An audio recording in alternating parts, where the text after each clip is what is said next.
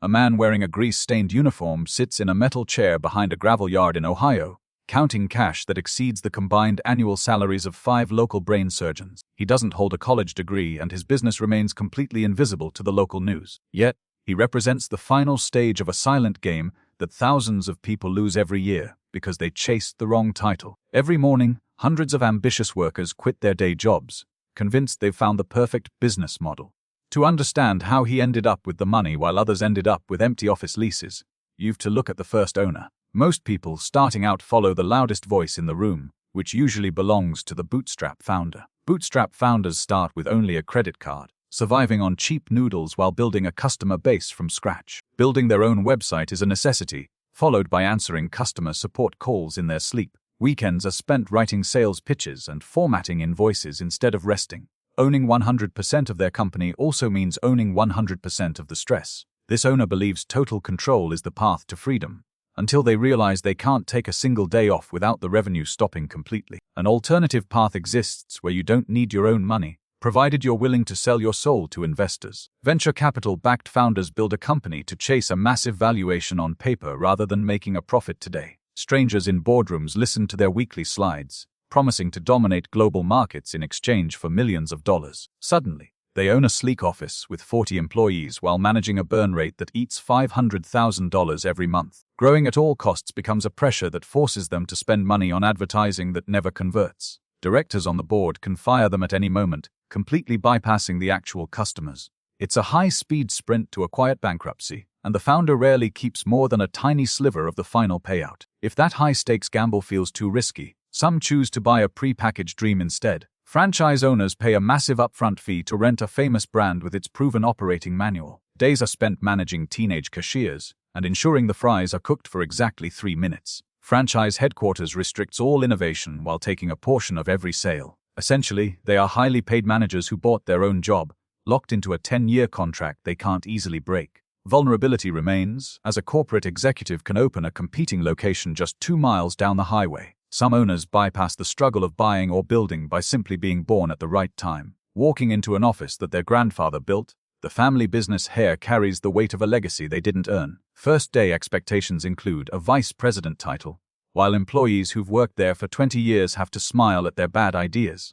They face silent resentment from staff who remember them as a child running around the warehouse. They live in constant fear of destroying the family name before they can pass it on. Having avoided the startup phase entirely, they lack the survival instincts needed when a crisis hits. While some inherit empires, others spend years working in their pajamas, slowly realizing they've accidentally built a job instead of a company. Solo freelancers scaling up start as specialists who sell their time for money, working 60 hours a week to keep clients happy. Trading hours for dollars eventually feels exhausting, prompting them to hire 2 junior assistants and call themselves an agency. Suddenly, they're no longer doing the creative work they actually enjoy. They're chasing late invoices and managing payroll. Stuck in a middle zone, they are too big to be nimble, but too small to step away from the daily operations.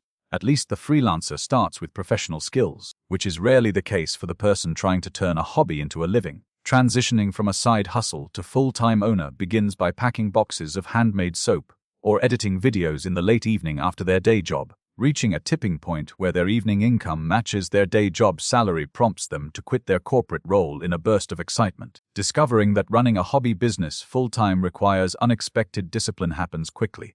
Working 80 hours a week becomes normal just to avoid working 40 hours for someone else. Once that first business succeeds, however, some owners find themselves unable to stop, chasing a high they can never quite sustain. Serial entrepreneurs are addicted to the thrill of the launch, but they lose interest the moment a business requires steady management. Launching a clothing line and a software tool within the span of 2 years is common. Their social media profiles are filled with announcements of new ventures, yet none of them survive long enough to generate a profit. Chronic builders at heart, they build half-finished bridges, constantly looking for the next river to cross. Yet, the serial entrepreneur actually launches things, unlike the founder who builds their entire business on smoke and mirrors. Fake it till you make it founders spend more money on their lifestyle than their product, renting sports cars to show off on social media. Leasing a luxury office space they don't need is standard, even hiring actors to sit at desks when potential investors visit. Buzzwords dominate their speech, claiming their company uses artificial intelligence to disrupt traditional industries. Believing they can outrun the truth keeps them going until the day their funding runs dry. leaving them with nothing but a mountain of debt and a bad reputation. There's a class of owners, however, who bypass the startup struggle entirely by using bank loans to buy profitable history. Acquisition entrepreneurs buy existing companies using bank loans and investor capital. Boring companies with stable cash flow are their primary targets, like a pest control service or a commercial plumbing outfit. Updating the 15-year-old software and increasing the prices by 10% happens immediately after replacing the retiring owner. Optimization of what was already working replaces building the brand or customer loyalty from scratch. Which brings us back to the man in the gray-stained uniform, the one who owns the gravel yard and lives in the quietest house on the street. Quiet, profitable owners ignore status and business magazine covers. Local trash hauling routes or a commercial laundry facility form their portfolio. Their offices sit in industrial parks, and they drive a 10-year-old pickup truck. Focusing on high profit margins and low competition allows them to quietly accumulate millions of dollars while their friends think they're struggling. While the tech founders are arguing on social media about their valuations, the quiet owners depositing $80,000 into their bank account every single week. A boring business that makes money is always valued over a famous startup that loses millions. So while the world watches the stage, the man in the grease-stained uniform keeps counting his money in the dark.